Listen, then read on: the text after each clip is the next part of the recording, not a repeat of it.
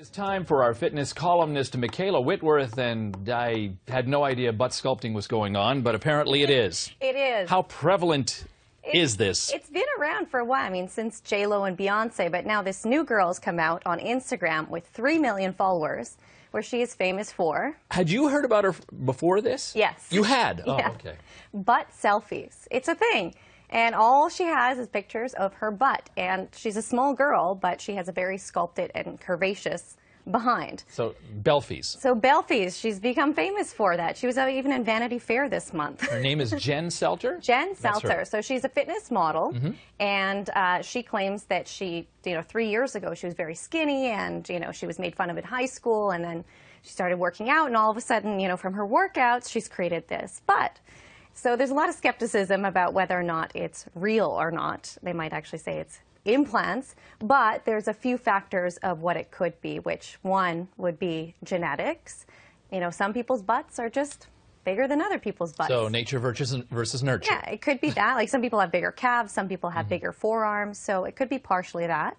Because you look up her exercise workout videos, and she's just doing body weight squats and body weight lunges, which is what most of my clients have been doing for years. Except that they're not getting the results. They're going, like, how come I don't have a butt like that? Well, it's how you utilize those exercises in order to create a larger size to the glutes that's important. So there's 3 factors that we'll talk about today.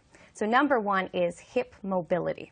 So in order for you to have a good squat range of motion, in order for you to go all the way down to the ground and get that full range of motion, which is going to help create the size of the glutes, you need to be able to have good hip mobility. So using the foam roller to stretch out your hip flexors or doing a hip flexor stretch is going to be important for you to do every single day. Without that hip mobility, you're not going to do these exercises to their full potential.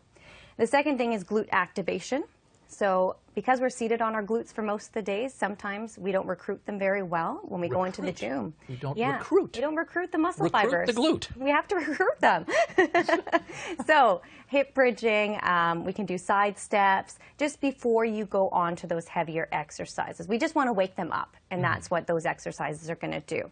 And then we have to target the glutes from all angles. So there's glute maximus, glute medius, and glute minimus. So on the slide here you see triangle training, which is essentially moving that butt from every angle possible in order to create size from all angles. So that's where you get that curviness from that people are looking for.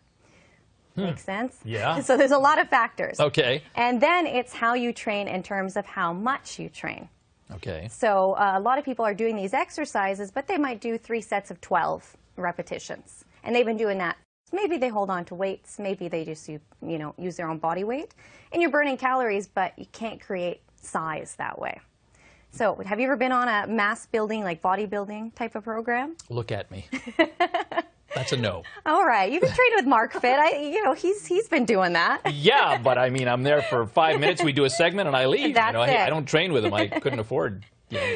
Anyway, so what you would have to do is actually be training your butt like 4 times a week, like every other day for one, and then you would have oh my gosh. And reps would be? And reps would be, well, hypertrophy range, which hypertrophy means to grow the muscles, between 8 and 12 reps.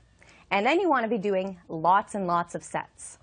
Okay, so for someone who's just starting out, I would recommend doing a butt workout, pick 3 exercises, do them 4 times a week, and let's say do 4 sets of 12.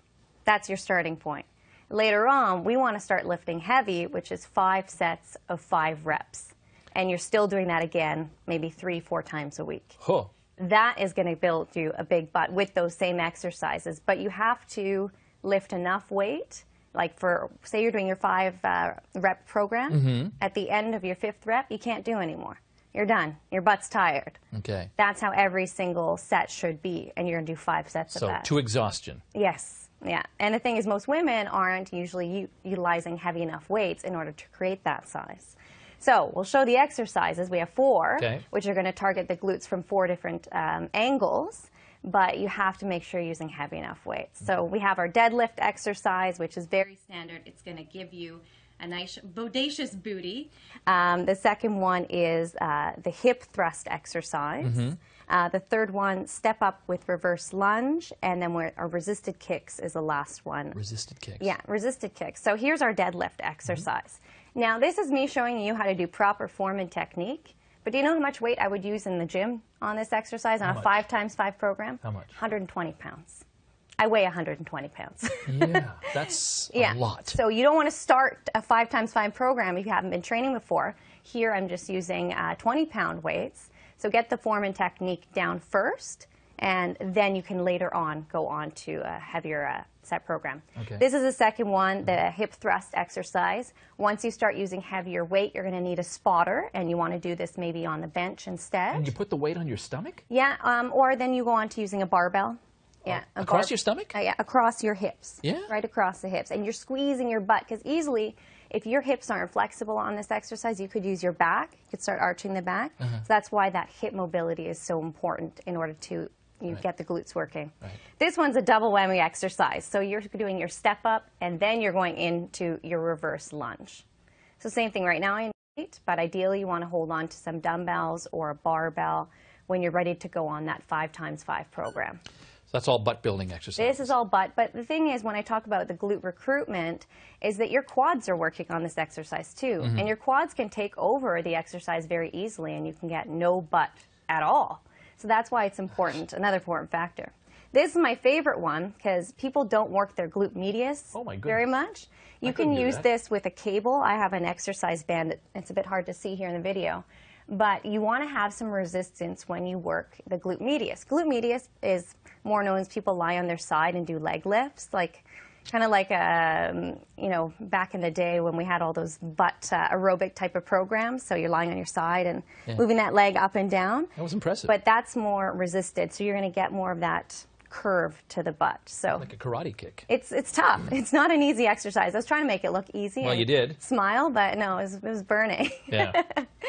Yeah. Fitness columnist Micaela Whitworth on butt sculpting, and if you want a butt like Jen Selters, then you've got to work out. No ifs, ands, or buts.